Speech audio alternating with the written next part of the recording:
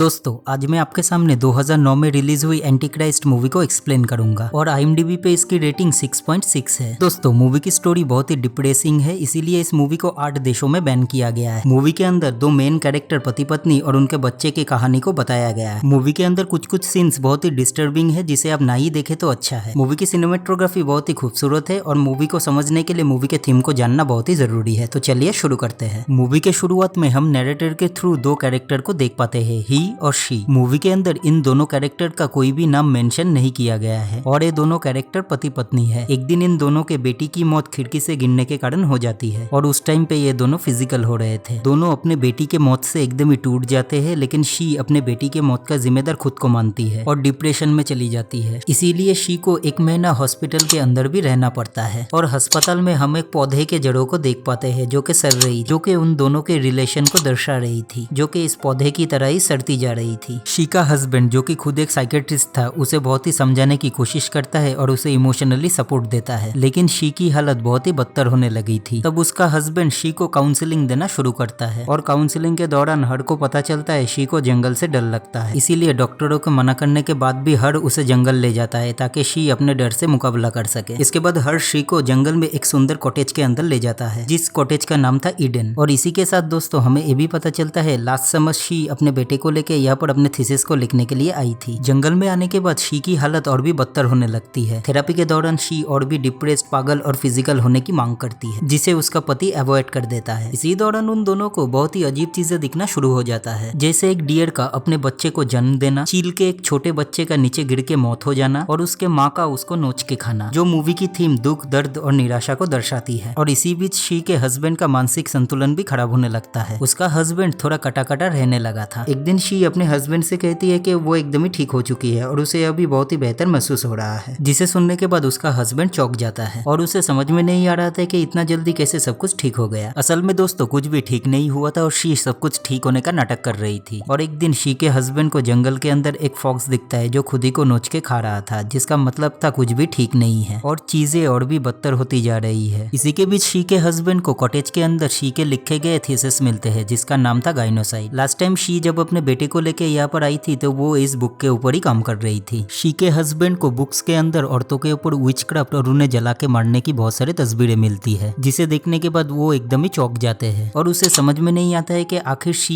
ये सब कर क्या रही थी। असल में दोस्तों शी अपने थीसिस में इतना डूब गई थी कि उसके दिमाग में अजीब अजीब चीजें आने लगा था। नेक्स्ट सीन में हम देखते हैं शी अपने हस्बैंड को फिजिकल होने के लिए फोर्स करती है, लेकिन उसका हस्बैंड मना कर देता है, जिसके बाद शी नेकेड होकर बाहर चली जाती है और एक पेड़ के नीचे अपने हस्बैंड को इमेजिन करके फिजिकल होती है। और इसी के साथ हम पेड़ के अंदर से बहुत सारे हाथों को निकलते हुए देखते हैं, जो कि हमारे अंदर के बुराई को दर्शाता है। इसके बाद एक दिन शी को अपने बेटे के पैर का एक्सरे मिलता है, जहाँ पर उसके पैर में चोट था। उसके हस्बैंड के पूछने पे शी कुछ जवाब नहीं देती है। असल में दोस्तों शी जब लास्ट समर यहाँ पर आई थी तो वो अपने बेटे को गलत जूते पहनाती थी, जिससे उसके पैर का डिफॉर्मेशन हो गया था। शी अपने रिसर्च में इतना डूब गई थी कि लास्ट समर में ही उसका मानसिक संतुलन खराब होने लगा था, जिसके वजह से उसको पता ही नहीं चल रहा था कि उसका बेटा दर्द से रो रहा था। और हमें पता चलता है उसके पैर के चोट के ही कारण शायद वो खिड़की से फिसल के गिर गया था। इसके बाद उसका हस्बैंड बाहर चला जाता है और इन सब चीजों को समझने की कोशिश करता है, लेकिन तभी अचानक शी उसके ऊपर हमला कर देती है और उसका हस्बैंड बेहोश हो जाता है। इसके बाद शी अपने हस्बैंड के प्राइवेट पार्ट को चोट पहुंचाती है और उसके पैर में एक भारी चीज को ड्रिल कर देती है। उसका हस्बैंड जब होश में आता है तो दर्द से कतराता है। इसके बाद उसका हस्बैंड अपनी जान बचा के वापस से भाग जाता है और उसी पेड़ के नीचे जाके छुप जाता है और शी भी उसको ढूंढते हुए उसके पीछे आती है। उसका हस्बैंड छुपने की कोशिश करता है, लेकिन शी उसे खोज लेती है और वापस कॉटेज में लाती है। तब शी एक सच को रिवील करती है। जब उनका बेटा खिड़की से कूदने वाला था तब शी सब कुछ देख रही थी। वो चाहती तो अपने बेटे को बचा सकती थी, लेकिन वो पूरी तरीके से लस्ट में खोई हुई थी और उसके हिसाब से हर औरत के अंदर एक इविल है और वही चीज उसको रोक रही थी। इसके बाद शी को अपने कर्मों का पछतावा होता है और वो अपने प्राइवेट पार्ट को काट देती है। इसके बाद उसका हस्बैंड भी खुद को छुड़ा लेता है और शी को गला दबा के मार देता है, क्योंकि उसके हस्बैंड को पता चल गया था कि शी अभी ऐसी मेंटल स्टेट में है कि वो किसी को भी चोट पहुंचा सकती है। इसके बाद उसका हस्बैंड शी को कॉटेज के सामने जला देता है और इसी के साथ उसको पता चल गया था कि उसके बेटे के मौत में उसका कोई भी दोष नहीं था और उसने अपनी बीवी को ठीक करने की बहुत ही कोशिश की, लेकिन उसकी हालत इतनी खराब थी कि वो कुछ भी कर नहीं पाया। मूवी के एंड में हम बहुत सारे औरतों को देख पाते हैं जिनका फेस ब्लर्ड था, जो कि जलाई गई विचेस को दर्शाते हैं और मूवी यहाँ पर ही खत्म हो जाता है। तो दोस्तों ये था 2009 में आई हुई एंटीक्राइस्ट मूवी का एक्सप्लेन वीडियो। अगर आपको मेरा वीडियो पसंद आए तो मेरे चैनल को लाइक और सब्सक्राइब कर दीजिए और उसी के साथ नोटिफिकेशन बेल को भी दबा दीजिए ताकि आपको और भी अच्छे वीडियोस के नोटिफिकेशन मिलते रहे। तो चलिए मिलते हैं।